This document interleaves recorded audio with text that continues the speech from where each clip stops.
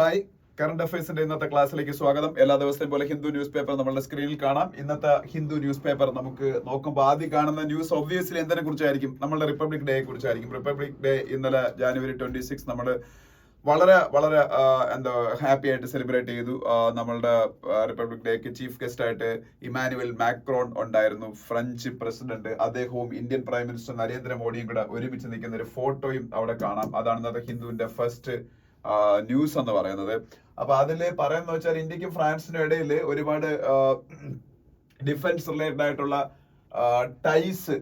Already ഇന്ത്യയുടെ ഏറ്റവും വലിയ ഡിഫൻസ് സപ്ലൈസിൽ ഒരാള് ഫ്രാൻസ് ആണ്. നമ്മളുടെ അഡ്വാൻസ്ഡ് ഫൈറ്റർ എയർക്രാഫ്റ്റുകളൊക്കെ നോക്കുകയാണെന്നുണ്ടെങ്കിൽ മിറാഷ് തൊട്ട് ഇങ്ങോട്ട് ഇപ്പതാ നമ്മൾ വാങ്ങിയ റാഫേൽ വരെ ഫ്രാൻസ് ആണ് സപ്ലൈ ചെയ്തേക്കുന്നത്. ഇനി ഫ്രാൻസുമായിട്ട് ചേർന്ന് നമ്മളൊരു ജെറ്റ് എഞ്ചിൻ ഡെവലപ്പ് ചെയ്യാൻ പോവുകയാണ്. അതിന്റെ ഡീറ്റെയിൽസ്, ഇൻഡെപ്ത് ആയിട്ടുള്ള ഡീറ്റെയിൽസ് ഇന്നർ പേജസിലുണ്ട്. അപ്പൊ അവിടെ പോകുമ്പോൾ നമുക്ക് കൂടുതൽ ഡിസ്കസ് ചെയ്യാം. ഒരു ഡൗട്ടും ഇല്ല, ഇന്ത്യക്ക് റഷ്യ കഴിഞ്ഞാൽ ഇന്ത്യക്ക് ഫ്രീഡം കിട്ടിയ സമയം തൊട്ട് ഇങ്ങോട്ട് നോക്കി ഇന്ത്യക്ക് റഷ്യ കഴിഞ്ഞാൽ ഇന്ത്യയുടെ ഏറ്റവും ട്രസ്റ്റഡ് ആയിട്ടുള്ള ഡിഫൻസ് സപ്ലയർ ഫ്രാൻസ് തന്നെ ആയിരുന്നു. ബ്രിട്ടനെ നമ്മൾ ഒരിക്കലും ഡിപ്പെൻഡ് ചെയ്തിട്ടില്ല. US ഈ ഇടയ്ക്കാണ് നമ്മളുടെ ഫ്രണ്ട് ആയത്. റഷ്യ 1ാം സ്ഥാനത്തും ഫ്രാൻസ് 2ാം സ്ഥാനത്തും ആയിരുന്നു. പിന്നെ നമ്മളിപ്പോൾ ഇസ്രായേൽ പോലുള്ള രാജ്യങ്ങളുമായിട്ട് ഇപ്പോൾ വലിയ ടൈപ്പ് ഉണ്ട്. പക്ഷേ നമ്മളുടെ ടൈം ടെസ്റ്റഡ് ഫ്രണ്ട് ആണ് റഷ്യ കഴിഞ്ഞാൽ ഫ്രാൻസ് എന്ന് പറയുന്നത് ഈ വൻ ശക്തി രാജ്യങ്ങളുടെ കൂട്ടത്തില്. അപ്പൊ അതുപോലെ ഇപ്പോഴത്തെ നമ്മളുടെ ഫ്രാൻസിന്റെ നാഷണൽ ഡേ ആയ ബാസ്റ്റെയിൽ ഡേ, ഞാൻ കഴിഞ്ഞ ക്ലാസ്സിൽ പറഞ്ഞാണ് ബാസ്റ്റെയിൽ ഡേ ഫ്രഞ്ച് നാഷണൽ ഡേ ആണ്, ജൂലൈ 14. അവിടെ ചീഫ് ഗസ്റ്റ് നരേന്ദ്രമോദി ആയിരുന്നു. അന്നും കുറെ എഗ്രിമെന്റ്സ് ഒക്കെ സൈൻ ചെയ്തിട്ടുണ്ട്. അതിന്റെ ഒരു കണ്ടിന്യൂഷൻ ആണ് ഇപ്പം ഉണ്ടായിരിക്കുന്നത്. അപ്പൊ ഇതൊക്കെയാണ്. പിന്നീട് ജയ്പൂരിൽ മോഡിയും മാക്രോണും കൂടെ ചേർന്ന് നടത്തിയ ഡിസ്കഷൻസിനെ കുറിച്ചും, ജയ്പൂരിലായിരുന്നു അവർ ആദ്യം പോയതൊക്കെ. അപ്പൊ അതിനെ കുറിച്ചൊക്കെയുള്ള കുറെ കാര്യങ്ങളൊക്കെ ഇവിടെ ഉണ്ട്. എന്തായാലും നമുക്ക് അകത്തെ പേജിലേക്ക് പോകാൻ കൂടുതൽ ഡീറ്റെയിൽസ് കാണും. അതാണ് ഫ്രണ്ട് പേജിലെ ന്യൂസ്. പിന്നെ അതൊന്നും വേണ്ട, ഹിന്ദുവിന്റെ ലിറ്ററേച്ചർ ഫെസ്റ്റിവൽ നമുക്ക് ആവശ്യമുള്ള കാര്യമല്ല. തമിഴ്നാട് സ്റ്റേറ്റുമായിട്ട് ബന്ധപ്പെട്ട ഒരു ന്യൂസ് ഉണ്ട്, അതും വേണ്ട. പക്ഷേ ഇന്ത്യൻ പൊളിറ്റിക്സിൽ ഒരു സുനാമി സംഭവിക്കാൻ പോവുകയാണ്, അല്ലെങ്കിൽ ഒരു വലിയൊരു മേജർ ഷിഫ്റ്റ് സംഭവിക്കാൻ പോവുകയാണ്. അതിനെക്കുറിച്ച് ഉള്ള ന്യൂസ് ആണ് താഴോട്ട് വരുമ്പം. നമുക്കറിയാം, ഇത് ബീഹാർ CM നിതീഷ് കുമാർ ആണ്. പക്ഷേ എൻ്റെ അഭിപ്രായത്തിൽ ഇന്ത്യൻ രാഷ്ട്രീയം കണ്ട ഏറ്റവും ഡർട്ടി പൊളിറ്റിക്സ് കളിക്കുന്ന ഒരു പൊളിറ്റീഷ്യനാണ് നിതീഷ് കുമാർ എന്ന കാര്യത്തിൽ യാതൊരു സംശയമില്ല. കഴിഞ്ഞ 10 yearsനകത്ത് വെച്ച് തന്നെ 7 times 3 to 4 times BJPയുമായിട്ട് സ്പ്ലിറ്റ് ചെയ്ത് RJDയിൽ പോകും. RJD പോകുന്നല്ല, RJD ആയിട്ട് ടൈപ്പ് ആവും. എന്നിട്ട് വീണ്ടും RJD എന്ന് ചാടി വീണ്ടും BJPയിലേക്ക് വരും. ഇനി വീണ്ടും BJP ചാടി RJDയിലേക്ക് പോകാൻ പോകുന്നു. അങ്ങനെ അത്തരത്തിൽ ഈ സോമർ സോൾട്ട് നടത്തിക്കൊണ്ടിരിക്കുന്ന ഒരു പൊളിറ്റീഷ്യനാണ് ഈ നിതീഷ് കുമാർ. അയാളുടെ അപ്പോഴുള്ള താൽക്കാലിക ആവശ്യങ്ങൾ നടക്കാൻ വേണ്ടിയിട്ട്. അപ്പൊ BJPക്ക് തീർച്ചയായിട്ടും ഈ ലോക്സഭ ഇലക്ഷനിലെ ഒരു ഇമ്പോർട്ടന്റ് സ്റ്റേറ്റ് ആണ് ബീഹാർ എന്ന് പറയുന്നത്. ആ ബീഹാറിൽ BJPക്ക് നിതീഷ് കുമാറിന് തിരികെ കിട്ടിയാൽ കുറച്ചുകൂടെ അവർക്ക് ഫുൾ സീറ്റ്സ് ഒരുപക്ഷെ പിടിക്കാൻ കഴിഞ്ഞേക്കും. അതുകൊണ്ടായിരിക്കണം BJP വീണ്ടും ഒരു പക്ഷേ ഓൾറെഡി അവർക്ക് ഹ്യൂമിലിയേറ്റിംഗ് ആയിട്ടുള്ള ഒരുപാട് എക്സ്പീരിയൻസസ് നിതീഷ് കുമാറിന്റെ സൈഡിൽ നിന്നുണ്ട്.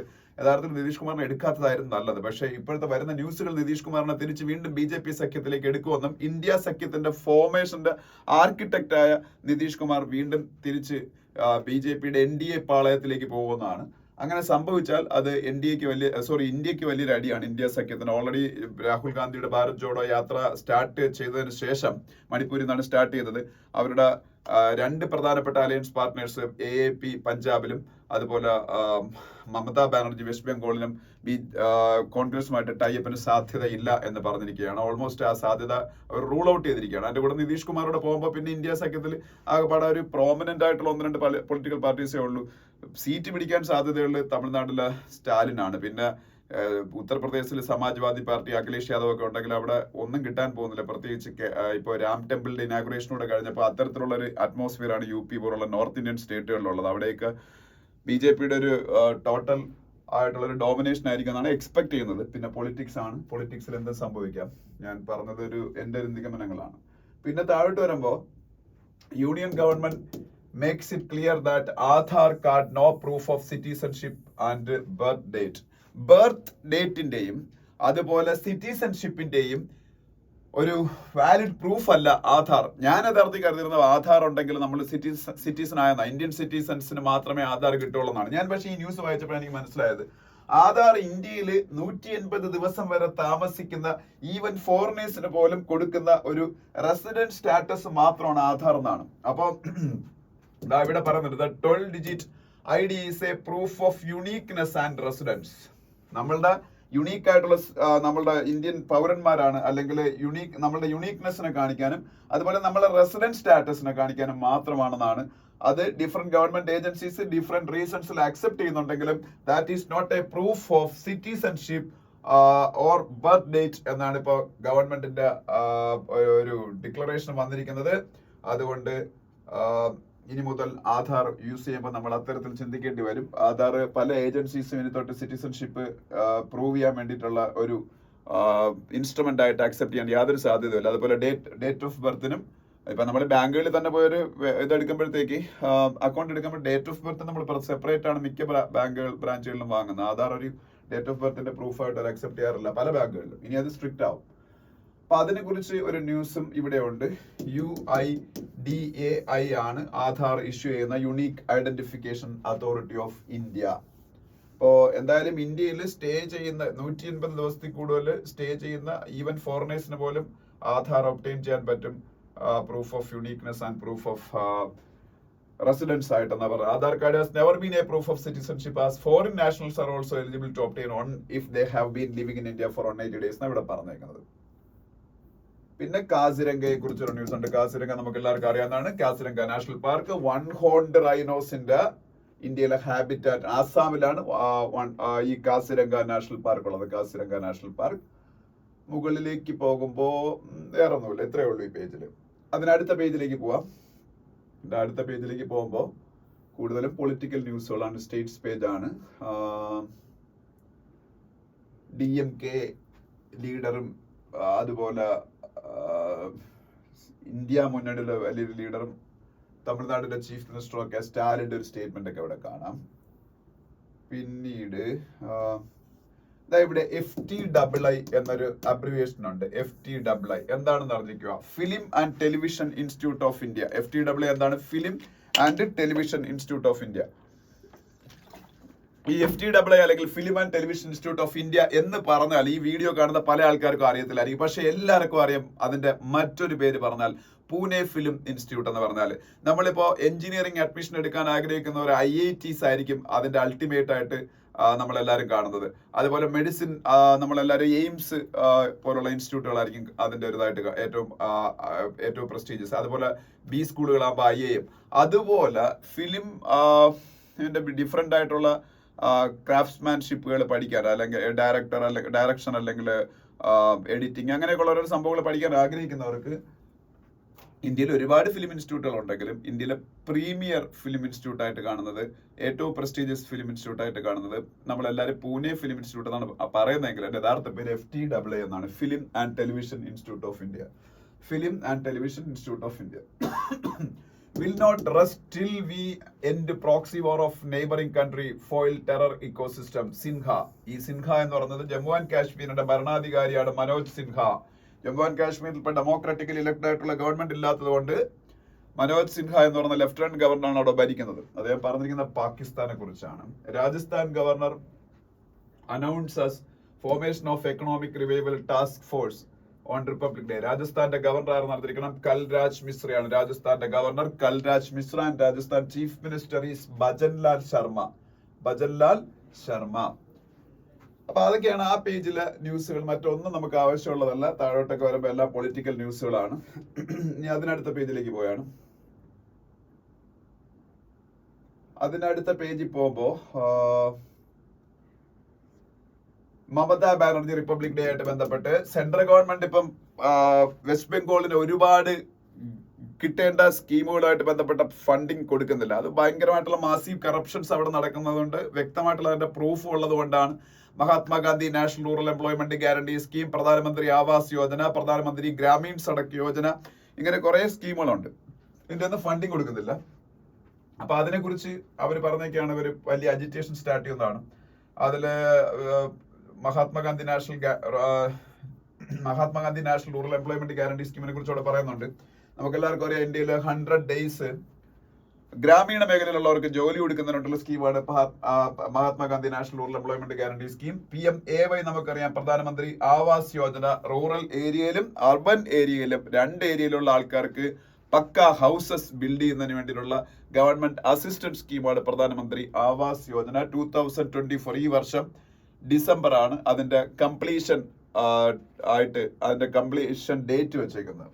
പിന്നീട് നാഷണൽ ഹെൽത്ത് മിഷൻ, അതുപോലെ പ്രധാനമന്ത്രി ഗ്രാം സഡക് യോജന, ആ പേര് സൂചിപ്പിക്കുന്നത് പോലെ തന്നെ ഇന്ത്യയിലെ ഗ്രാമീണ മേഖലയിലെ റോഡുകൾ കൊണ്ട് ഇപ്പൊ ഈ ഗ്രാമ മേഖലകളിൽ റോഡില്ലാത്ത ഇന്ത്യയിൽ കേരളം ആണെന്ന് തോന്നുന്നു first state to connect all the villages through pucca roads. അത് അങ്ങനെ കേരളം പോലുള്ള ചില സ്റ്റേറ്റുകളിലൊക്കെ ഉള്ളൂ. ബാക്കി മിക്ക സ്റ്റേറ്റുകളിലും ഇപ്പോഴും മഴയായ എത്തിച്ചേരാൻ പറ്റുന്ന സ്ഥലങ്ങളുണ്ട്, മഴയത്ത് ഒലിച്ചു പോകുന്ന റോഡുകളാണ്. അപ്പൊ അങ്ങനെ പാടില്ല, എല്ലാ സ്ഥലങ്ങളെയും ത്രൂ റോഡ്സ് കണക്ട് ചെയ്യാൻ വേണ്ടിയിട്ടാണ് ഈ പ്രധാനമന്ത്രി ഗ്രാം സഡക് യോജന എന്ന സ്കീം വന്നത്. അതൊക്കെ വാജ്പേയിയുടെ പീരീഡിൽ സ്റ്റാർട്ട് ചെയ്തതാണ്. പിന്നെ സ്വച്ഛ് ഭാരത് മിഷൻ നമുക്കറിയാം, ക്ലീൻ ഇന്ത്യ ക്യാമ്പയിൻ. ഇന്ത്യയിൽ ആദ്യം ടോയ്ലറ്റുകൾ കൺസ്ട്രക്ട് ചെയ്ത് കൊടുക്കുക ആയിരുന്നു ആ സ്കീം ചെയ്തിരുന്നത്. പിന്നീട് അത് കഴിഞ്ഞിട്ട് സോളിഡ് വേസ്റ്റ് മാനേജ്മെന്റിലേക്ക് മാറി. ടോയ്ലറ്റ് കൺസ്ട്രക്ഷൻ ഒക്കെ ഓൾമോസ്റ്റ് അതിന്റെ ടാർഗറ്റ് അച്ചീവ് ചെയ്തപ്പോൾ അതുപോലെ മാനുവൽ സ്കാവഞ്ചിങ് ഇല്ലാതെ അങ്ങനെ കുറെ ലക്ഷ്യങ്ങളുണ്ട് സ്വച്ഛ് ഭാരത് മിഷന്. ഓക്കെ, ഞാൻ പറഞ്ഞതാ ഇതൊക്കെ ആ സ്കീമുകളെ പേരുകൾ പറഞ്ഞ അവിടെ കിടക്കുന്നത് കൊണ്ട് അത് എന്താണെന്ന് പറഞ്ഞതേ ഉള്ളൂ. പിന്നീട് അത്രയേ ഉള്ളൂ ആ പേജിൽ. അതിനടുത്ത പേജിലേക്ക് നമുക്ക് പോവാം. അതിനടുത്ത പേജിലേക്ക് പോകുമ്പോൾ എഡിറ്റോറിയൽസ് ആണ്. ഫസ്റ്റ് എഡിറ്റോറിയൽ എന്തിനെ കുറിച്ചാണെന്ന് ചോദിച്ചാൽ ഒപ്പോസിഷൻ ബ്ലോക്ക് എന്ന് പറയുന്ന എഡിറ്റോറിയൽ ആണ്. ഈ ഒപ്പോസിഷൻ ബ്ലോക്ക് എന്ന് പറയുന്ന എഡിറ്റോറിയലാണ് ഫസ്റ്റ് ഫ്രണ്ട് പേജിൽ നിതീഷ് കുമാറിന്റെ ന്യൂസ് പറഞ്ഞപ്പോൾ ഞാനൊരു കുറച്ച് സമയം ഡിസ്കസ് ചെയ്തത്. അത് കൂടുതലായിട്ട് നമ്മൾ ഡിസ്കസ് ചെയ്യേണ്ട കാര്യമില്ല, ഞാൻ ഓൾറെഡി പറഞ്ഞതാണ്. Nitish Kumar is planning to go back to NDA alliance and Mamata Banerjee and Arvind Kejriwal both are not willing to cooperate with Congress in their respective states. അപ്പം ഇന്ത്യ അലയൻസിന്റെ ഒരു ഇഫക്റ്റീവ്നെസ് അത് ഓൾമോസ്റ്റ് എന്താ പറയുന്ന അതൊരു ടൂത്ത്ലെസ് ആയിട്ടുള്ള ഒരു ഒരു ഒരു പൊളിറ്റിക്കൽ ഫോർമേഷൻ ആയിട്ട് മാറുന്നു.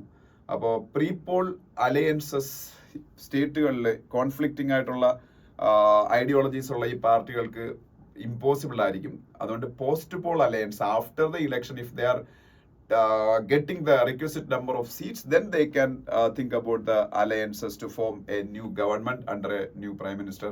അതായിരിക്കും നല്ല എന്നുള്ള രീതിയിലൊക്കെയാണ് ഇതിൽ പറഞ്ഞിരിക്കുന്ന എഡിറ്റോറിയൽ. ഇത് പക്ക പൊളിറ്റിക്കൽ എഡിറ്റോറിയലാണ്, നമുക്ക് അതിന്റെ ആവശ്യമില്ല. രണ്ടാമത്തെ എഡിറ്റോറിയൽ എൻഡ്ലെസ് വാർ എന്ന് പറയുന്ന എഡിറ്റോറിയലാണ്. ഈ ഒരു എഡിറ്റോറിയൽ വരാൻ കാരണം ഇന്നലെ വന്നൊരു ന്യൂസ് ആണ്. ഇത് ആക്ച്വലി റഷ്യ യുക്രൈൻ വാറിനെ കുറിച്ചാണ്. റഷ്യ യുക്രൈൻ വാർ തുടങ്ങിയിട്ട് കുറെ കാലമായി നമുക്കറിയാം.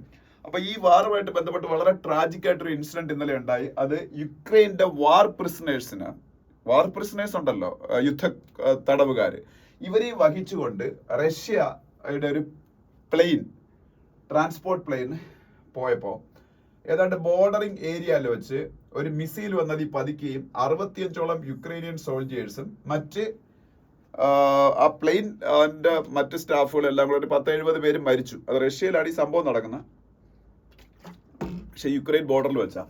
ഇത് യുക്രൈന്റെ മിസൈൽ അറ്റാക്കിലാണ് അവർ മരിച്ചതെന്ന് റഷ്യ ആരോപിച്ചിരിക്കുകയാണ്. പക്ഷെ യുക്രൈൻ അത് പൂർണ്ണമായിട്ടും നിഷേധിച്ചിട്ടുമില്ല. അപ്പൊ എന്തായാലും ബൈ മിസ്റ്റേക്ക് ഒരു പക്ഷെ പറ്റിയതാവും. പക്ഷെ സ്റ്റിൽ യുക്രൈന് കണ്ടിന്യൂസ് ആയിട്ട് തിരിച്ചടികൾ ഉണ്ടാവുന്നു യുക്രൈൻ റഷ്യ വാറിൽ. റഷ്യ ഇനിഷ്യലി കുറച്ച് തിരിച്ചടികൾ നേരിട്ടെങ്കിലും കഴിഞ്ഞ ഏതാണ്ട് 1 year ആയിട്ട് സ്റ്റഡി ആയിട്ട് അവർ പ്രോഗ്രസ് ഉണ്ടാക്കുന്നുണ്ട് ഈ വാറിൽ. സ്റ്റിൽ ആ പ്രോഗ്രസ് കൺക്ലൂസീവായിട്ട് ഈ വാർ വിൻ ചെയ്യാനുള്ള ഒരു പ്രോഗ്രസിലേക്ക് എത്തിയിട്ടില്ല. പക്ഷേ ഈ വാറിൽ യുക്രൈന്റെ ഭാവി ഭയങ്കര അനിശ്ചിതത്വത്തിലാണ്. വോളോഡിമിർ സെലൻസ്കിയാണ് യുക്രൈന്റെ പ്രസിഡന്റ് എന്ന് പറയുന്നത്. അദ്ദേഹത്തിന്റെ മുന്നിലുള്ള options are very limited because US presidential election is going to happen in the month of November and there is a very great possibility of Donald Trump getting elected as the next president of United States of America. അദ്ദേഹത്തിന്റെ stated objective എന്ന് പറഞ്ഞാൽ once he assumes the presidency of USA, within days he will end the Ukraine war എന്നാണ്. അതിന്റെ അർത്ഥം വേറൊന്നുമല്ല, യുക്രൈനിന് assistance അങ്ങേര് president ആയി അവിടെ നിന്ന് കൊടുക്കൂല എന്ന് ഏതാണ്ട് ഉറപ്പാണ്. അത് മാത്രമല്ല കുറച്ച് പുള്ളി പ്രോ പുടിനുമാണ്. അപ്പം അവരുടെ ഒരു മെയിൻ ഫണ്ടർ ഇല്ലാതാവുമ്പോഴാണ് അവിടെ ഇലക്ഷനിൽ ട്രംപ് ജയിച്ചാൽ. രണ്ടാമതായിട്ട് ഈ നാറ്റോ സഖ്യരാജ്യങ്ങൾ എന്ന് പറയുന്ന നാറ്റോ നമുക്ക് എല്ലാവർക്കും അറിയാം, US നേതൃത്വത്തിലുള്ള മിലിറ്ററി അലയൻസ് ആണ് NATO, north Atlantic treaty organisation. ഈ നാറ്റോ സഖ്യരാജ്യങ്ങൾ പലരും, പ്രത്യേകിച്ച് ഹംഗറി പോലുള്ള രാജ്യങ്ങൾ റെഡിയല്ല. യൂറോപ്യൻ യൂണിയൻ പോലുള്ള മറ്റ് ഇപ്പൊ US കഴിഞ്ഞാൽ പിന്നെ ഏറ്റവും കൂടുതൽ ഫണ്ടിങ് കൊടുക്കുന്ന യൂറോപ്യൻ യൂണിയനാണ് യുക്രൈൻ. അവരും പതുക്കെ പഴയതുപോലെ ഫണ്ടിങ് കൊടുക്കാൻ പറ്റുന്ന സംശയമാണ് ഈ ഹംഗറിയുടെയൊക്കെ എതിർപ്പ് കൊണ്ട്. അപ്പൊ സ്വാഭാവികമായിട്ട് ഫണ്ടിങ് ഇല്ലാതെ യുക്രൈന്റെ വാറിന്റെ ഇപ്പൊ തന്നെ യുക്രൈൻ വാറിൽ സർവൈവ് ചെയ്യാൻ പറ്റുന്നില്ല, ഈ ഫണ്ടിങ് കിട്ടിയിട്ട് പോലും. അപ്പോൾ that will be very difficult for them. അപ്പൊ എന്തായാലും ഇത് ഈ വാറിന്റെ ഫ്യൂച്ചർ ഇതുവരയ്ക്കും പ്രഡിക്റ്റബിൾ അല്ല. പക്ഷേ യുക്രൈൻ ഈ വാറിൽ വലിയൊരു പോസിബിലിറ്റി ഒന്നും ഇല്ല ഇങ്ങനെ വാർ ചെയ്തിട്ട് അവർ വിൻ ചെയ്യാനെന്ന് ഈ എഡിറ്റോറിയൽ വായിക്കുമ്പോൾ നമുക്ക് മനസ്സിലാവും. ഇതൊക്കെയാണ് ഈ എഡിറ്റോറിയലിനകത്ത് പറയുന്നത്. പിന്നെ മറ്റു കാര്യങ്ങളൊന്നും ആ പേജിലില്ല. അതിനടുത്ത പേജിലേക്ക് പോവാം. അതിനടുത്ത പേജ് ഗ്രൗണ്ട് സീറോ. ഇന്ന് സാറ്റർഡേ ആയതുകൊണ്ടാണ് അത് നമുക്ക് വേണ്ട. അതിനടുത്ത പേജ് ലിറ്റററി ഫെസ്റ്റ് എന്ന് പറയുന്നത്, അത് ഹിന്ദു ലിറ്ററേച്ചർ ഫെസ്റ്റിവൽ നടക്കുകയാണ്. അത് നമുക്ക് ആവശ്യമുള്ളതല്ല. അത് ഹിന്ദുവിന്റെ ഒരു സാഹിത്യ സമ്മേളനം മാത്രമാണ്. അത് നമുക്ക് വേണ്ട. അതിന്റെ അടുത്ത പേജ് ന്യൂസ് പേജിലേക്ക് പോകുമ്പോൾ അതാണ് നമുക്ക് വേണ്ടത്. ന്യൂസ് പേജിൽ പോകുമ്പോൾ need detailed discussions before fencing border Rio എന്നൊരു ന്യൂസ് ആണ്. നമുക്കറിയാം, ഞാൻ കഴിഞ്ഞ വീഡിയോ ഡിസ്കസ് ചെയ്തപ്പോൾ ആ വീഡിയോ കണ്ട ആൾക്കാരുടെ എണ്ണം തീരെ കുറവാണ്. അതിന്റെ കാരണം എനിക്ക് തോന്നുന്നു ഇപ്പൊ കണ്ടിന്യൂസ് ആയിട്ട് 3 ഹോളിഡേയ്സ് വന്നതുകൊണ്ട് എല്ലാവരും ആ ഹോളിഡേ മൂഡിലാണ്. പക്ഷെ ആ വീഡിയോയിൽ ഞാൻ വ്യക്തമായിട്ടൊരു കാര്യം പറയുന്നുണ്ട്. FMR എന്ന് പറഞ്ഞൊരു സംഭവം ഇന്ത്യ സ്റ്റോപ്പ് ചെയ്യാൻ പോകുന്നു. FMR എന്ന് പറഞ്ഞാൽ ഫ്രീ മൂവ്മെന്റ് റെജിം എന്നാണ്. FMR ഫ്രീ മൂവ്മെന്റ് റെജിം ആണ്. അതെന്താണെന്ന് വെച്ചാൽ മ്യാൻമറും നോർത്ത് ഈസ്റ്റുമായിട്ട് ബോർഡർ ഉണ്ട്, നമുക്കറിയാം. പ്രത്യേകിച്ച് നാഗാലാൻഡ്, മിസോറാം പോലുള്ള സ്റ്റേറ്റുകൾക്ക് ഇവരുമായിട്ട് ബോർഡർ ഉണ്ട്. ഈ ബോർഡറിംഗ് ഏരിയയിൽ 16 kilometre 16 kilometres both sides of the border without any visa people can travel. അപ്പൊ വിസയൊന്നും ഇല്ലാതെ 16 കിലോമീറ്റർ രണ്ട് സൈഡിലെ ആൾക്കാർക്ക് പ്രോപ്പർട്ടീസും റിലേറ്റീവ്സും ഒക്കെ ഉണ്ട്. അതുകൊണ്ടാണ് അങ്ങനെ ചെയ്തേക്കുന്നത്. പക്ഷേ ഇത് ഇന്ത്യക്ക് ഒരു ഹെഡേക്ക് ആയിട്ട് മാറാൻ തുടങ്ങി. മണിപ്പൂരിൽ കലാപം വരുമ്പോൾ മ്യാൻമർ സൈഡിൽ നിന്നുള്ള പല ആൾക്കാരും ഇങ്ങോട്ട് വന്ന് ഈ കലാപം ശമിക്കാതെ ഇത് കൂടുതൽ പ്രോബ്ലംസ് ക്രിയേറ്റ് ചെയ്യാൻ പോകുന്നു. അപ്പൊ ഇന്ത്യയുടെ ഇന്റേണൽ സെക്യൂരിറ്റിയെ ബാധിക്കുന്ന വിഷയമായതുകൊണ്ട് ഇന്ത്യയുടെ ഹോം മിനിസ്ട്രി തീരുമാനിച്ചു ഈ വിസ ഫ്രീ ആയിട്ടുള്ള ഫ്രീ മൂവ്മെന്റ് റെജിം സ്റ്റോപ്പ് ചെയ്യാൻ. പക്ഷെ അത് നാഗാലാൻഡൊക്കെ ഒപ്പോസ് ചെയ്തേക്കുകയാണ്. അവർക്ക് വേറെ ഒന്നുമല്ല, നാഗാലാൻഡിലൊക്കെ ഉള്ള ആൾക്കാർക്ക് ഫാംസ് വരെ ഉണ്ട് അപ്പുറത്ത് മ്യാൻമറിൽ. അപ്പൊ അതവർക്ക് ബുദ്ധിമുട്ടാണ്, അതുകൊണ്ടാണ്. പക്ഷെ സ്റ്റിൽ ഇന്ത്യയുടെ സെക്യൂരിറ്റി ആണല്ലോ ഇന്ത്യക്ക് ഏറ്റവും പ്രധാനം. ഈ റിയോ എന്ന് ഉദ്ദേശിച്ചിരിക്കുന്ന നാഗാലാൻഡിന്റെ ചീഫ് മിനിസ്റ്റർ ആണ്. അത് നെഫ്യൂ റിയോ ആണ്. നെഫ്യൂ റിയോ, നാഗാലാൻഡിന്റെ ചീഫ് മിനിസ്റ്റർ നെഫ്യൂ റിയോ. പിന്നീട് അവിടെ ബാക്കി പൊളിറ്റിക്കൽ ന്യൂസ് ആണ് മുകളിൽ കിടക്കുന്നത്. താഴോട്ട് വരുമ്പോൾ നമുക്ക് നോക്കാം. ഇതെല്ലാം പൊളിറ്റിക്കൽ ന്യൂസ് ആണ്. രാഹുൽ ഗാന്ധിയുടെ ഭാരത് ജോഡോ ന്യായ യാത്ര, അതൊക്കെ ആണ് മുകളിൽ കിടക്കുന്നത്. പിന്നെന്താണ്, ഇല്ല, ഈ പേജിലെ മറ്റ് ന്യൂസുകളൊന്നും നമുക്ക് വേണ്ടതല്ല. മഹാരാഷ്ട്രയിലെ മറാഠ കോട്ട അജിറ്റേഷൻ, അതൊക്കെ എന്തിനാണ് നമുക്ക് അതിൻ്റെ ഒന്നും ആവശ്യമില്ല. അതൊക്കെ ഓരോരോ റീജിയണൽ ഇംപ്ലിക്കേഷൻസ് മാത്രമുള്ള ന്യൂസുകളാണ്. നെക്സ്റ്റ് പേജിലേക്ക് പോകുമ്പോൾ അവിടെയും കൂടുതലായിട്ടും റിപ്പബ്ലിക് ഡേ ആയിട്ട് ബന്ധപ്പെട്ട നമ്മളെ കാര്യങ്ങളൊക്കെ കുറിച്ചാണ്. കർത്തവ്യ പഥിലാണ് ഇതിന്റെ പരേഡൊക്കെ നടന്ന കർത്തവ്യ പഥില്. അപ്പൊ കർത്തവ്യ പഥ് ഇപ്പം റീസെന്റ് ഇപ്പൊ നമ്മളുടെ പാർലമെന്റ് മന്ദിരവും ഒക്കെ റീകൺസ്ട്രക്ട് ചെയ്ത സമയത്ത് ഉണ്ടാക്കിയതാണ് കർത്തവ്യ പഥ് എന്ന് പറയുന്ന പുതിയ ഒരു വീഥി. മുമ്പ് അതിനെ അറിയപ്പെട്ട രാജ്പഥ് എന്നായിരുന്നു, അത് പേരൊക്കെ മാറ്റി അതിനെ റീഡെവലപ്പ് ചെയ്തു കർത്തവ്യ പഥ്. അത് അവിടെയാണ് ഈ പരിപാടിയൊക്കെ നടന്നത്. അപ്പോ അതില് പ്രത്യേകിച്ച് ഒന്നും പറയാനൊന്നുമില്ല. കാര്യം ആ പരിപാടിയിൽ ആരൊക്കെ പങ്കെടുത്ത അങ്ങനെയൊക്കെയുള്ള കാര്യങ്ങളായിരുന്നു. നമുക്ക് എഴുതിയെടുത്ത് പഠിക്കേണ്ട കാര്യങ്ങളൊന്നും ഇല്ല. Presidents horse drawn buggy returns to duty at Republic Day event after 40 years. അത് കൊളോണിയൽ എറ തൊട്ട് നമ്മളുടെ ഒരു ഇതായിരുന്നു. ഈ റിപ്പബ്ലിക് ഡേയില് പ്രസിഡന്റ് വരുന്നത് ഹോഴ്സ്, കുതിരകൾ വലിക്കുന്ന 6ഓളം കുതിരകൾ വലിക്കുന്ന ഒരു ബഗ്ഗിയിലായിരുന്നു. ബഗ്ഗി അത് ഇടയ്ക്ക് വെച്ച് സ്റ്റോപ്പ് ചെയ്ത് വെച്ചിരുന്നു. 40 വർഷം കൊണ്ട് അങ്ങനെ പരിപാടി ഇല്ലായിരുന്നു. വീണ്ടും ആ ഒരു സെറമോണിയൽ ആയിട്ടുള്ള പരിപാടി സ്റ്റാർട്ട് ചെയ്തു. റിപ്പബ്ലിക് ഡേ പരേഡിലേക്ക് ഇന്ത്യൻ പ്രസിഡന്റ് ദ്രൗപദി മുർമുവും ഒപ്പം നമ്മളുടെ ചീഫ് ഗസ്റ്റ് ആയ ഇമാനുവൽ മാക്രോണും ആ ഒരു ബഗ്ഗിയിലാണ് വന്നത് എന്ന് ഒരു ന്യൂസ് കാണാം. അത് പ്രത്യേകിച്ച് എഴുതിയെടുക്കാനുള്ള കാര്യങ്ങളൊന്നുമില്ല. അവിടെ കുറെ വർഷങ്ങൾക്ക് ശേഷം അങ്ങനെ സംഭവിച്ചതുകൊണ്ട് ഒരു വലിയ ന്യൂസ് ആയിട്ട് വന്നേ ഉള്ളൂ. പിന്നെ ഭഗവത് മാനിന്റെ ചില സ്റ്റേറ്റ്മെന്റുകൾ ഇവിടെ കാണാം. ഭഗവത് മാൻ ആരാണ്? പഞ്ചാബിന്റെ ചീഫ് മിനിസ്റ്റർ ആണ് ഭഗവത് മാൻ. പിന്നെ ഇല്ല, അത് ആ പേജിലും മറ്റു നമുക്കൊന്നും പറയാനുള്ള കാര്യങ്ങളൊന്നുമില്ല. ഓക്കെ, നെക്സ്റ്റ് പേജ് കണ്ടോ. ഞാൻ ഇതാണ് പറഞ്ഞത്, ഈ പേജിൽ നമുക്ക് ഡിഫൻസ് എഗ്രിമെന്റുമായിട്ട് ബന്ധപ്പെട്ട കുറച്ച് കാര്യങ്ങളുണ്ട്. ഒന്നെന്ന് വെച്ചാല് jet engine deal with France will give 100% access to tech എന്ന് പറയുന്ന ന്യൂസ് ആണ്. അതായത് നമ്മൾ ഫ്രാൻസുമായിട്ട് ചേർന്ന് ഒരു ജെറ്റ് എഞ്ചിൻ ഇന്ത്യ കൊളാബറേഷനിൽ ഡെവലപ്പ് ചെയ്യാൻ പോവുകയാണ്. ഇന്ത്യ ഉണ്ടാക്കാൻ പോകുന്ന AMCA എന്ന് പറഞ്ഞാൽ അഡ്വാൻസ്ഡ് മീഡിയം കോമ്പാറ്റ് എയർക്രാഫ്റ്റ് എന്നാണ്. ഫൈറ്റർ എയർക്രാഫ്റ്റുകൾ പലതരത്തിലുണ്ട്. അതിലൊരെണ്ണമാണ് AMCA, advanced medium combat aircraft. ഇന്ത്യക്ക് LCA ഉണ്ട്. ഇപ്പൊ LCA, light combat aircraft. India സ്വന്തമായിട്ട് ഡെവലപ്പ് ചെയ്ത LCA ലൈറ്റ് കോമ്പാറ്റ് എയർക്രാഫ്റ്റിന്റെ പേരാണ് തേജസ്. നമുക്കൊക്കെ അറിയാം തേജസ്. ഇന്ത്യ മാത്രമല്ല, ലോകത്തിലെ പല രാജ്യങ്ങളും ഇപ്പൊ അതിൽ ഇൻട്രസ്റ്റ് പ്രകടിപ്പിച്ചിട്ടുണ്ട് തേജസ് വാങ്ങാൻ. ഈജിപ്റ്റ് ഒക്കെ ഇൻട്രസ്റ്റ് പ്രകടിപ്പിച്ചിട്ടുണ്ട് പറഞ്ഞാൽ ഈ ഇടയ്ക്ക് ഹിന്ദുവിൽ വായിച്ചായിരുന്നു.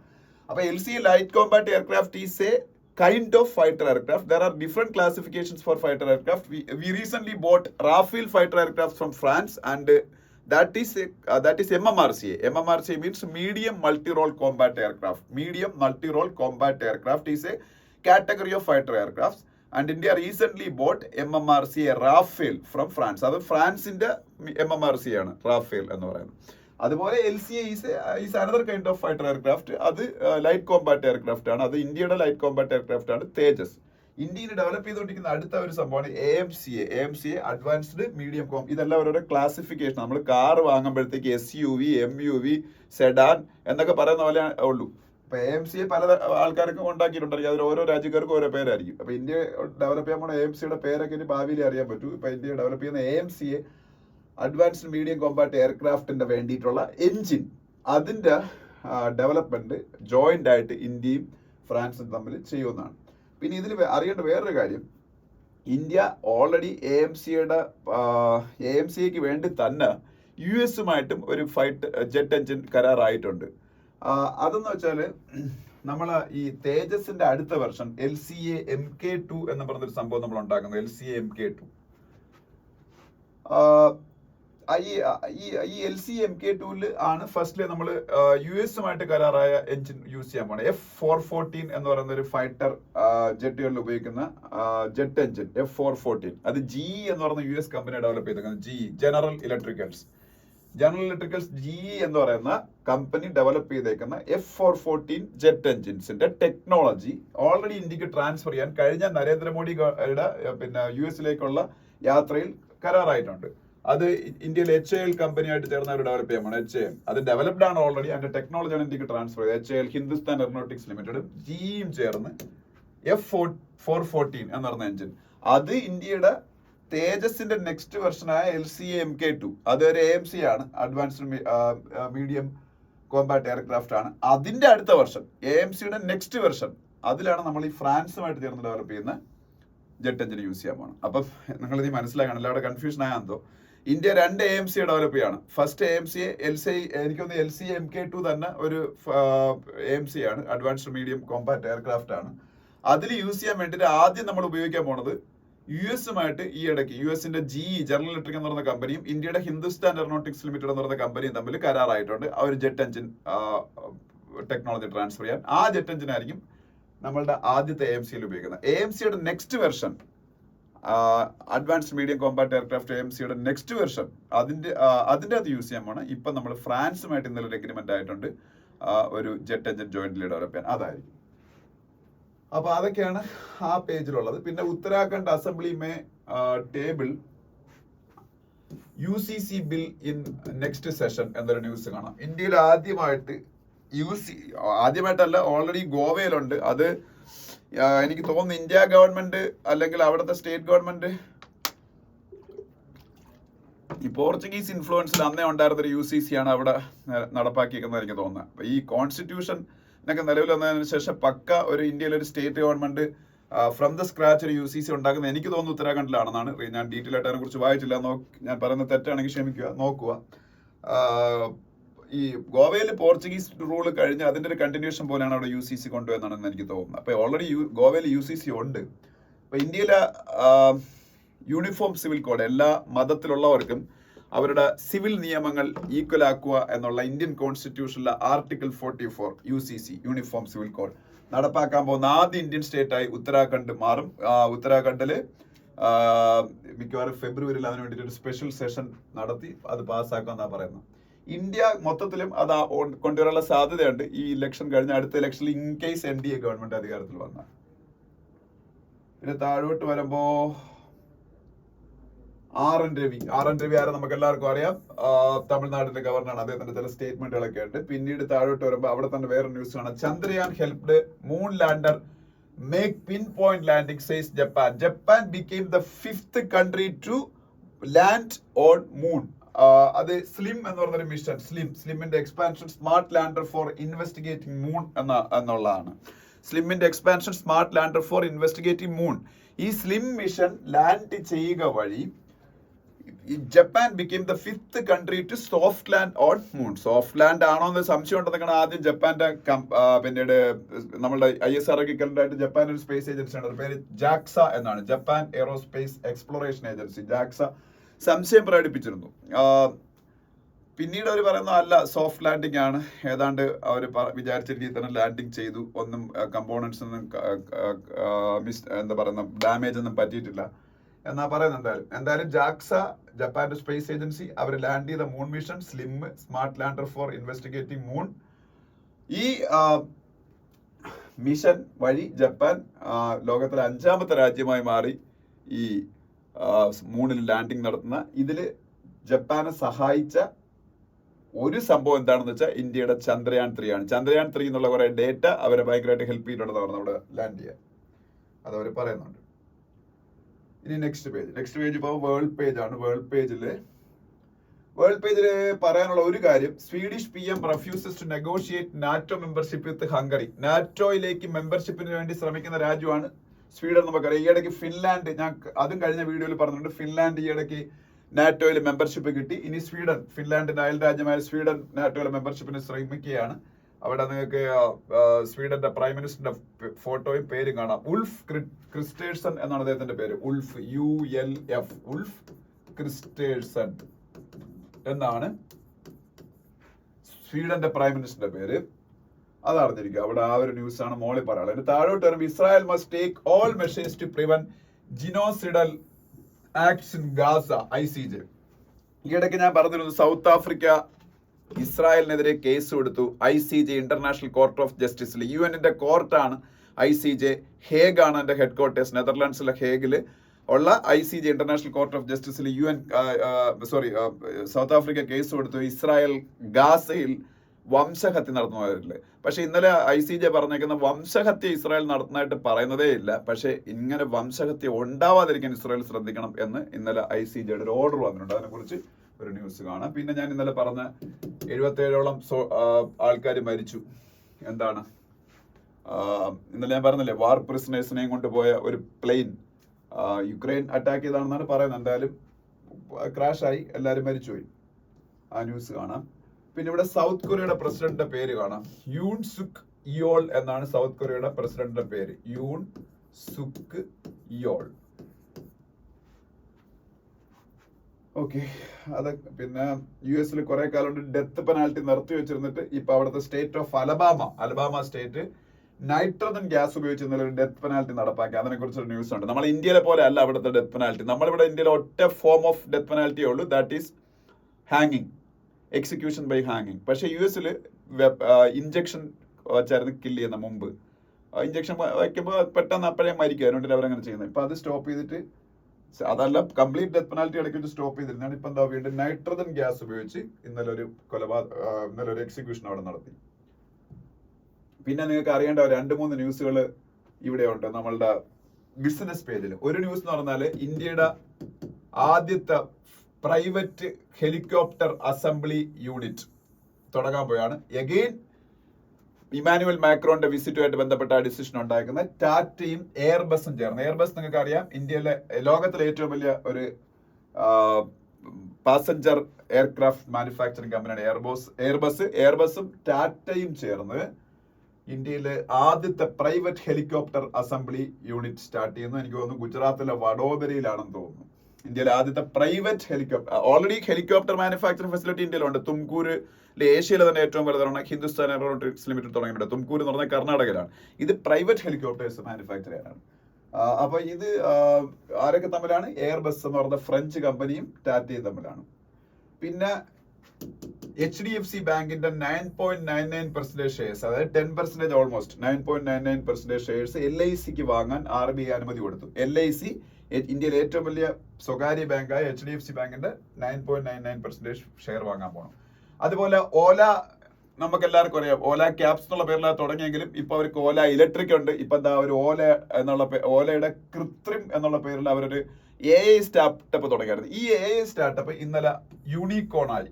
യൂണിക്കോൺ ആവുന്ന ഇന്ത്യയിലെ ആദ്യത്തെ AI സ്റ്റാർട്ടപ്പാണ് ഓലയുടെ കൃത്രിം. അറിഞ്ഞിരിക്കുക, ഓലയുടെ കൃത്രിം യൂണിക്കോൺ ആവുന്ന. യൂണിക്കോൺ എന്താണെന്ന് അറിയാത്ത ഒരുപാട് പേര് കാണും. അതെന്താണെന്ന് ചോദിച്ചാൽ, ഒരു സ്റ്റാർട്ടപ്പ് കമ്പനിക്ക് $100 ബില്യൺ വാല്യുവേഷൻ, സോറി 100 അല്ല, $1 ബില്യൺ വാല്യുവേഷൻ. $1 ബില്യൺ എന്ന് പറഞ്ഞാൽ $100 കോടി. $100 കോടി എന്ന് പറഞ്ഞാൽ 8300 കോടി ഇന്ത്യൻ രൂപ വരും. അതിന്റെ വാല്യുവേഷൻ കിട്ടുമ്പോൾ അതിനെ യൂണിക്കോൺ എന്ന് പറയും. അതായത് ഒരു സ്റ്റാർട്ടപ്പ് ഫേമിന് $1 ബില്യൺ വാല്യുവേഷൻ കിട്ടുമ്പോഴാണ് അതിനെ യൂണിക്കോൺ എന്ന് പറയുന്നത്. ഇന്ത്യയിൽ യൂണിക്കോൺസ് ഇഷ്ടം പോലെ ഉണ്ട്. മോർ ദാൻ 100 യൂണിക്കോൺസ് ഉണ്ട്. ലോകത്തെ ഏറ്റവും കൂടുതൽ സ്റ്റാർട്ടപ്പുകളുള്ള 3ാമത്തെ രാജ്യം ഇന്ത്യയാണ്.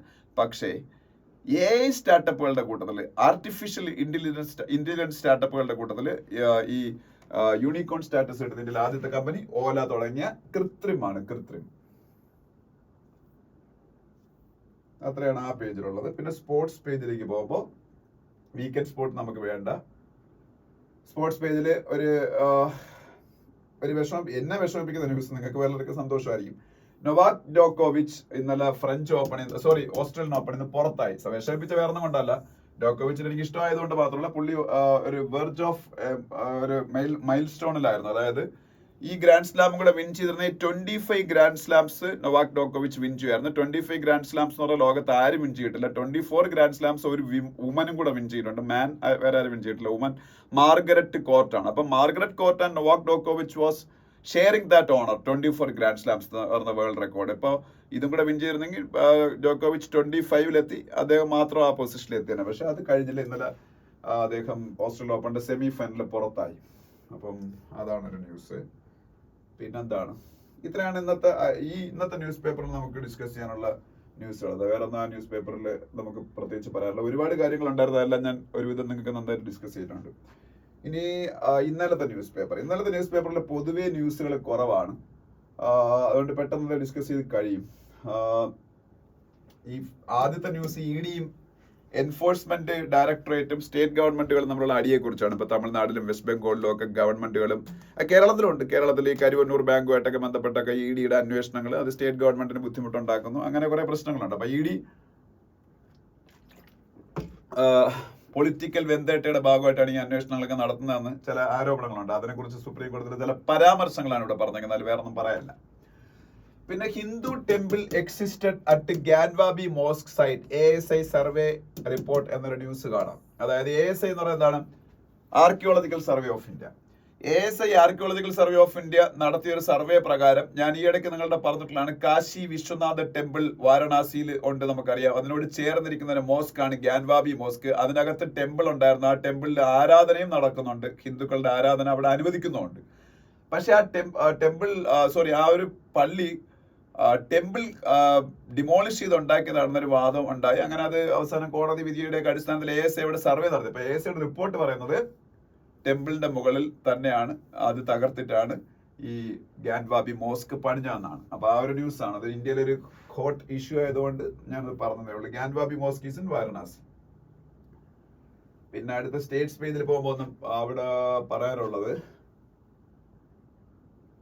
ഡൽഹിയുടെ ലഫ്റ്റനന്റ് ഗവർണർ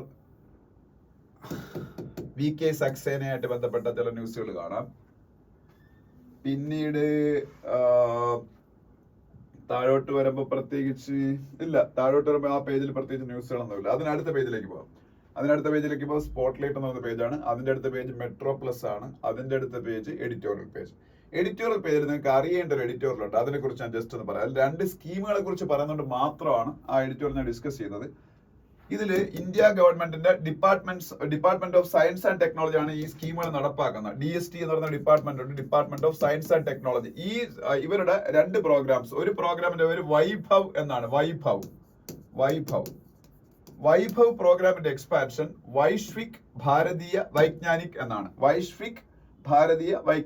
വൈഭവ്. അതുപോലെ അവരുടെ തന്നെ വേറൊരു സ്കീമുണ്ട്, വജ്ര VAJRA. ഇത് രണ്ടും ഏതാണ്ട് സിമിലർ ആണ്, പക്ഷെ ചെറിയൊരു വ്യത്യാസമുണ്ട്. അതിനെ കുറിച്ചുകൂടെ പറയാൻ പോകണം. വൈഭവും വജ്രയും. ഇപ്പൊ വൈഭവാണ് ഇപ്പൊ പുതുതായിട്ട് തുടങ്ങി. Vajra actually I think it started just 4 years back എന്നാണ് എന്റെ വിശ്വാസം. അപ്പം ഏതാണ്ട് അറൌണ്ട് 4 years ആയിട്ടുണ്ട് വജ്ര.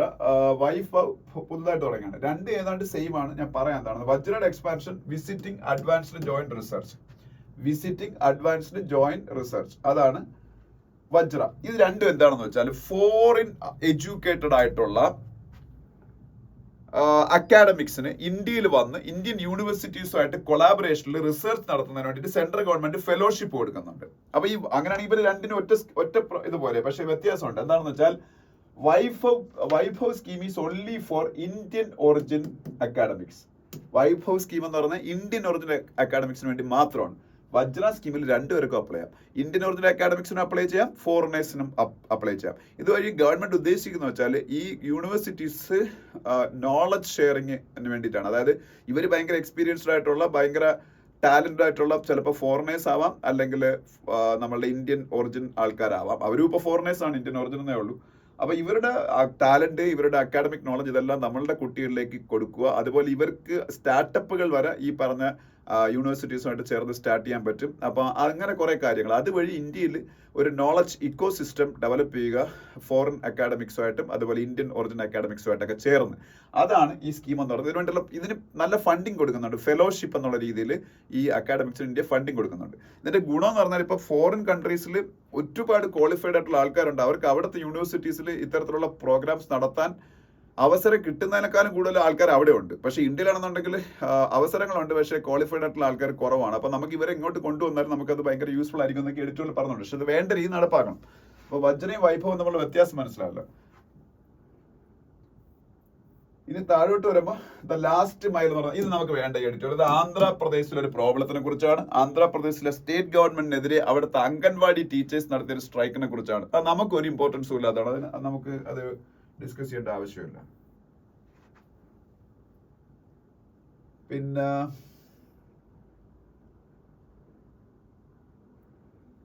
പിന്നീട് ഇവിടെ നമ്മളുടെ റിപ്പബ്ലിക് ഡേയുടെ തലേ ദിവസമേ ഇന്ത്യയുടെ പത്മ അവാർഡ്സ് ഒക്കെ ഡിക്ലെയർ ചെയ്യുക. ആ പത്മ അവാർഡ്സിനെ കുറിച്ചാണ്. പത്മഭൂഷൺ, പത്മവിഭൂഷൺ, പത്മശ്രീ, ഇതൊക്കെ മലയാളികൾ ഉൾപ്പെടെ പലർക്കും കിട്ടി. അതൊക്കെ കിട്ടിയ ആൾക്കാരുടെ ചിരഞ്ജീവി എന്ന് പറഞ്ഞ നടൻ, അതുപോലെ ഇന്ത്യയുടെ former vice president Venkaiah Naidu, ഇവർക്കൊക്കെ കിട്ടി. അപ്പം അത് നമ്മൾ ആ ലിസ്റ്റ് ഒന്നും പഠിക്കേണ്ട ആവശ്യമൊന്നുമില്ല. പത്മ അവാർഡ്സ് നമുക്കറിയാം ഇന്ത്യയിലെ സിവിലിയൻസിന് കൊടുക്കുന്ന ഓണേഴ്സ് ആണ് പത്മ അവാർഡ്സ്. അതിന്റെ ഒരു ഹൈറാർക്കി എന്ന് പറഞ്ഞാൽ പത്മശ്രീ ലോവസ്റ്റ് ആണ്, പത്മഭൂഷൺ അതിന് മുകളിൽ, പത്മവിഭൂഷൺ അതിനും ഏറ്റവും മുകളിൽ, ഭാരതരത്ന എന്ന് പറഞ്ഞാൽ ഹയസ്റ്റ് സിവിലിയൻ ഓണർ. അതും ഈ വർഷം 2 ദിവസം ഡിക്ലെയർ ചെയ്ത് അത് കർപ്പൂരി താക്കൂർ എന്ന് പറയുന്ന ഫോമർ ബീഹാർ ചീഫ് മിനിസ്റ്ററിനാണ് കൊടുത്തതെന്ന് നമ്മൾ ഡിസ്കസ് ചെയ്തിട്ടുള്ളതാണ്. ഇത് പ്രസിഡന്റ് ആണ് ഈ അവാർഡ് കൊടുക്കുന്നത്. പിന്നെ ആ കൂട്ടത്തിൽ തന്നെ ഗാലൻട്രി അവാർഡ്സ് കൊടുക്കുന്നുണ്ട്. ഈ ഗാലൻട്രി അവാർഡ്സ് എന്ന് പറയുന്നത് നമ്മളുടെ പത്മ അവാർഡ്സ് ആണോ? അല്ല. Gallantry awards is only for service personnel, like military, army, നേവിയിലൊക്കെ വർക്ക് ചെയ്യുന്ന ആൾക്കാർക്കാണ് ഗാലൻട്രി അവാർഡ്സ്. അവർക്ക് പരംവീർ ചക്ര, അശോക് ചക്ര, ശൗര്യ ചക്ര, അങ്ങനെയുള്ള സംഭവങ്ങളാണ് അവർക്ക് കൊടുക്കുന്നത്. അവർക്കല്ലാതെ ഭാരതരത്ന എന്നല്ല കൊടുക്കുന്നത്. പിന്നെ അതൊക്കെയാണ് ആ പേജിലുള്ളത്. അതിന്റെ അടുത്ത പേജിൽ പോകുമ്പോൾ ഫുൾ പൊളിറ്റിക്കൽ ന്യൂസ് ആണ്. ആ പേജ് നമുക്ക് ആവശ്യമില്ല. അവിടെ എല്ലാ ദിവസവും ഇപ്പൊ ഇനി അങ്ങോട്ട് പൊളിറ്റിക്കൽ ന്യൂസുകളുടെ ഒരു ഭയങ്കര ഒരു ഇൻസർജ് ആയിരിക്കും. ഹിന്ദുവിലല്ല, എല്ലാ ന്യൂസ് പേപ്പേഴ്സിലും. ബിക്കോസ് എന്താണ് reason? The reason for that is the Lok Sabha elections are fast approaching. So definitely the portion, the space dedicated for political news will be maximum in the upcoming days. അപ്പൊ അതാണ് ഈ പൊളിറ്റിക്കൽ ന്യൂസ് കൂടുതലായിട്ട് വരാൻ കാരണം. ഇനി അടുത്ത പേജിൽ പോകുമ്പോൾ ഇന്ത്യയുടെ ഹയർ എഡ്യൂക്കേഷനുമായിട്ട് ബന്ധപ്പെട്ട ഒരു സർവേ വന്നിട്ടുണ്ട്. അത് എല്ലാ വർഷവും നടക്കുന്ന സർവേ ആണ്. AISHE എന്ന് പറയും, all India survey on higher education. അതിൽ കുറച്ച് നല്ല സന്തോഷിപ്പിക്കുന്ന കുറച്ച് കാര്യങ്ങളുണ്ട്. അതിൽ ഒന്നാമത്തെ കാര്യം, ഇന്ത്യയിലെ ഹയർ എഡ്യൂക്കേഷൻ എൻറോൾമെന്റ് കൂടി എന്നുള്ളതാണ്. 4.33 crore ആയിട്ട് ഇപ്പൊ കൂടി ഹയർ എഡ്യൂക്കേഷൻ സെക്ടറിൽ ഇന്ത്യയിലെ യൂത്തിന്റെ എൻറോൾമെന്റ്. മുമ്പ് അത് 4.14 crore ആയിരുന്നു. അതിപ്പോ നല്ല രീതിയിൽ 10-20 ലക്ഷം ആൾക്കാർ കൂടുതലായിട്ട് സ്റ്റുഡൻസ് നമ്മളെ കോളേജുകളിലേക്ക് ഹയർ എഡ്യൂക്കേഷൻ വന്നു. അതിൽ തന്നെ വിമനിന്റെ പാർട്ടിസിപ്പേഷൻ കൂടുന്നു. സയൻസ് ഡിസിപ്ലിൻസിലെ വിമനാണ് മെന്നിനെക്കാളും കൂടുതൽ. ഇതൊക്കെ കേരളത്തിൽ പണ്ടേ അങ്ങനെയാണ്, പക്ഷെ ഇന്ത്യ മുഴുവൻ അങ്ങനെ സംഭവിക്കുമ്പോഴാണല്ലോ നമുക്ക് സന്തോഷിക്കാൻ പറ്റുന്നത്. കേരളം മാത്രമല്ലല്ലോ ഇന്ത്യ എന്ന് പറയുന്നത്. അപ്പൊ അതിനെ കുറിച്ചൊരു സർവേ റിപ്പോർട്ട് കൂടെ കാണാം. പിന്നെ പിന്നെ യുനെസ്കോയുടെ ചില വേൾഡ് ഹെറിറ്റേജ് സൈറ്റുകളിലേക്ക് ഇമാനുവൽ മാക്രോണും നരേന്ദ്രമോദിയും വിസിറ്റ് ചെയ്ത്. ഇപ്പൊ ഈ ജയ്പൂരിന് ഒരു പ്രത്യേകതയുണ്ട്. ജയ്പൂർ ഒരുപാട് ഇതുപോലുള്ള യുനെസ്കോയുടെ വേൾഡ് ഹെറിറ്റേജുകളുള്ള സ്ഥലങ്ങളാണ്. ഒരുപാട് പഴയ രാജവംശങ്ങളും അവരുടെ കൊട്ടാരങ്ങളും അങ്ങനെയുള്ള നിർമ്മിതികളൊക്കെ ഉള്ള യുനെസ്കോ. നിങ്ങൾക്ക് അറിയാം, ഈ ഇമാനുവൽ മാക്രോണിന്റെ രാജ്യമായ ഫ്രാൻസിലെ പാരീസിലാണ് അതിന്റെ ഹെഡ് ക്വാർട്ടേഴ്സ്. ഫ്രാൻസിലെ പാരീസിലാണ് യുനെസ്കോയുടെ ഹെഡ് ക്വാർട്ടേഴ്സ്. ഇപ്പൊ മഹാരാജ സവായ് ജയ്സിംഗ് ബിൽഡ് ചെയ്ത ജന്തർ മന്ദർ, അതിന്റെ കാര്യം ജന്തർ മന്ദർ ഒക്കെ നമുക്കറിയാവുന്നതാണ്. അതൊരു ഒബ്സർവേറ്ററി ആണ്, സോളാർ ഒബ്സർവേറ്ററി. അത് 18th സെഞ്ചുറിയിൽ ഉണ്ടാക്കിയതാണ് മഹാരാജ സവായ് ജയ്സിംഗ്. അതുപോലെ ഇതില് വേറെ ഏതൊക്കെയോ സംഭവങ്ങളെ കുറിച്ച് പറയുന്നത്. ആംബർ ഫോർട്ട്, അതും ജയ്പൂരിലാണ്. അതൊരു യുനെസ്കോ വേൾഡ് ഹെറിറ്റേജ് സൈറ്റ് ആണ്. Amber fort, AMBER. പിന്നെ ഹവാ മഹൽ, അതെല്ലാം അവിടെയാണ്. അതിനെ കുറിച്ച് ഈ പറയുന്നുണ്ട്. ഓക്കെ, ജസ്റ്റ് പറഞ്ഞതാണ്. പിന്നീട് അതിന്റെ അടുത്ത പേജ് പോകുമ്പോ റെഡ് സീയിൽ ഈ ഹൂതീസ് നടത്തുന്ന ആക്രമണങ്ങൾ മൂലം ഇന്ത്യയിലെ എക്സ്പോർട്ടേഴ്സിന് കുറെ ബുദ്ധിമുട്ടുണ്ടാകുന്ന കാര്യങ്ങളൊക്കെയാണ് ഈ പേജിൽ പറയുന്നത്. നമ്മൾ ഇന്നാളും ഡിസ്കസ് ചെയ്തിട്ട് അതിനെ കുറിച്ച് മറ്റു കാര്യങ്ങളൊന്നും പറയാനില്ല. ഈ പേജില് ഇന്നത്തെ ബിസിനസ് പേജിൽ ഒരുപാട് കാര്യങ്ങൾ പറയാനുണ്ടായിരുന്നു. ഇത് ഇന്നലത്തെ പത്രമാണ്. ഇന്നലത്തെ ബിസിനസ് പേജിൽ അങ്ങനെ കൂടുതൽ കാര്യങ്ങളൊന്നും നമുക്ക് ഡിസ്കസ് ചെയ്യാനില്ല എന്നുള്ളതാണ് സത്യം. കൂടുതൽ കാര്യങ്ങളൊന്നല്ല, ഒന്നുമില്ല നമുക്ക് ഡിസ്കസ് ചെയ്യാനുള്ള ഒരു കാര്യം. പിന്നെ അതിൽ പറയാനുള്ള ഒറ്റ കാര്യം, ബൈജൂസിന് അഗെയിൻസ്റ്റ് ആയിട്ട്, അത് നമ്മള് ബൈജൂസിന്റെ നമ്മൾ പഠിക്കേണ്ട ആവശ്യമില്ല. അതൊരു കാര്യമുണ്ട്, ഉടനെ പറയാം. ബൈജൂസിന് അഗെയിൻസ്റ്റ് ആയിട്ട് ഇൻസോൾവൻസി പ്രൊസീഡിങ്സ് അമേരിക്കയിൽ ഒരു സ്ഥാപനം സ്റ്റാർട്ട് ചെയ്തു. ഇൻസോൾവൻസി പ്രൊസീഡിങ്സ് എന്ന് പറയുന്നത് ഇന്ത്യയിൽ അരുൺ ജെയ്റ്റ്ലി ഇന്ത്യയുടെ ഫിനാൻസ് മിനിസ്റ്റർ ആയിരിക്കുന്ന സമയത്ത്, അദ്ദേഹം മരിച്ചുപോയി, IBC 2016 എന്നൊരു നിയമം കൊണ്ടുവരുന്നുണ്ട്. IBC 2016 expansion insolvency and bankruptcy code 2016 എന്നാണ്. Insolvency and bankruptcy code 2016. ഇത് പ്രകാരം ഈ ലെൻഡേഴ്സിന്റെ എന്തൊക്കെ പണം നമ്മൾ അക്സെപ്റ്റ് ചെയ്തിട്ട് അവർക്ക് കുറെ ഒബ്ലിഗേഷൻസ് നമുക്ക് കാണുമല്ലോ. ആ ഒബ്ലിഗേഷൻസ് നമ്മൾ മീറ്റ് ചെയ്യാതിരുന്നാൽ 180 days കഴിയുമ്പോൾ തന്നെ ഈ സ്ഥാപനത്തിന്, നമ്മളത് പണം മേടിച്ചിട്ട് ആ ഒബ്ലിഗേഷൻ മീറ്റ് ചെയ്യാത്ത ആ സ്ഥാപനത്തിന് നമുക്ക് NCLT-യിലേക്ക് കൊണ്ടുപോകാൻ പറ്റും. NCLT is a court, national company law tribunal. NCLT is national company law tribunal. ഈ റൂള് പ്രകാരം അവിടെ IBC 2016 പ്രകാരം അവിടെ പ്രൊസീഡിങ്സ് നടന്ന് എത്രയും പെട്ടെന്ന് ഈ കമ്പനിയെ ലേലത്തിന് വയ്ക്കും. ഈ സ്ഥാപനത്തിന് ലേലത്തിന് വയ്ക്കുമ്പോൾ, ഇപ്പൊ ബൈജൂസിന്റെ കേസാണെങ്കിൽ ബൈജു രവീന്ദ്രൻ എന്റെ മെയിൻ പ്രൊമോട്ടർ, അയാൾക്ക് ആ ലേലത്തിൽ പങ്കെടുക്കാൻ പറ്റൂല. അയാളെ കമ്പനി അയാളുടെ കയ്യിൽ നിന്ന് പോകും. വേറെ ആരെങ്കിലും അത് ലേലത്തിൽ പിടിക്കും. അപ്പൊ പൈസ കിട്ടും. ആ പൈസ ഈ ലെൻഡറിനായിരിക്കും കൊടുക്കുന്നത്. അല്ലാതെ ഒരിക്കലും ഈ ബൈജൂസിലേക്കോ അല്ലെങ്കിൽ അങ്ങനെ ഏതൊരു സ്ഥാപനമാണെങ്കിലും അതിലേക്കോ പോകില്ല. ലെൻഡറിന് പൈസ കിട്ടും. മനസ്സിലായോ? അപ്പൊ അതാണ് IBC ഇൻസോൾവൻസി. ഈ NCLT-യിൽ എടുക്കുന്ന ഡിസിഷൻ അഗെയിൻസ്റ്റ് ആയിട്ട് അപ്പീലൊക്കെ പോകാൻ പറ്റും. ഈ നിയമപ്രകാരം NCLAT-യിൽ പോവാം. വേറൊരു സ്പെഷ്യൽ കോർട്ടാണ്, national company law appellate tribunal. ഇത് NCLT, national company law tribunal. ഇത് രണ്ടും കഴിഞ്ഞാൽ സുപ്രീം കോടതി കൂടെ പോവാം. ഇതെല്ലാം കൂടെ പെട്ടെന്ന് കഴിഞ്ഞ് തീരുമാനം വരും. ഈ സ്പെഷ്യൽ കോർട്ടുകളിൽ പ്രൊസീഡിങ്സ് നടക്കുന്നുണ്ട്, പടപടാ ഇതിന്റെ കാര്യം. അവിടെ വേറെ കേസസ് ഇല്ലല്ലോ, സ്പെഷ്യൽ കോർട്ടുകളല്ലേ. പെട്ടെന്ന് ഡിസിഷൻ വരികയും ഫൈനലി സുപ്രീം കോർട്ടും പെട്ടെന്ന് ഡിസിഷൻ എടുക്കുകയും ചെയ്യും. അതുകൊണ്ട് ഫാസ്റ്റ് ആയിട്ട് ഈ ലെൻഡേഴ്സിന് പൈസ തിരിച്ചു കിട്ടും എന്നുള്ളതാണ് എന്റെ ഗുണം. പിന്നീട്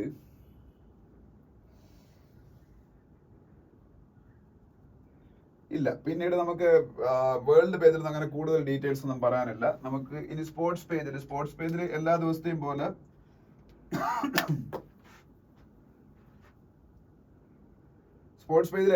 പോലെ ഓസ്ട്രേലിയൻ ഓപ്പണിനെ കുറിച്ചുള്ള ന്യൂസുകളാണ് കൂടുതലായിട്ടുള്ളത്. ഓസ്ട്രേലിയൻ ഓപ്പണിൽ ഒരു സന്തോഷകരമായിട്ടുള്ള കാര്യമുള്ള എന്താണെന്ന് വെച്ചാൽ സംഭവിച്ചത്, ഇന്ത്യയുടെ രോഹൻ ബൊപ്പണ്ണ ഓസ്ട്രേലിയൻ ഓപ്പണിൽ ഫൈനലിൽ എത്തുക വഴി വേൾഡിൽ ഏറ്റവും പ്രായം കൂടുതലുള്ള വേൾഡ് നമ്പർ 1 ഡബിൾസ് പ്ലെയർ ആയിട്ട് മാറി. ഏറ്റവും കൂടുതൽ പ്രായമുള്ള 43 വയസ്സുണ്ട് രോഹൻ ബൊപ്പണ്ണയ്ക്ക്. 43 വയസ്സുകാരൻ വേൾഡ് നമ്പർ 1 ആയി മാറി ഡബിൾസ് ടെന്നീസിൽ.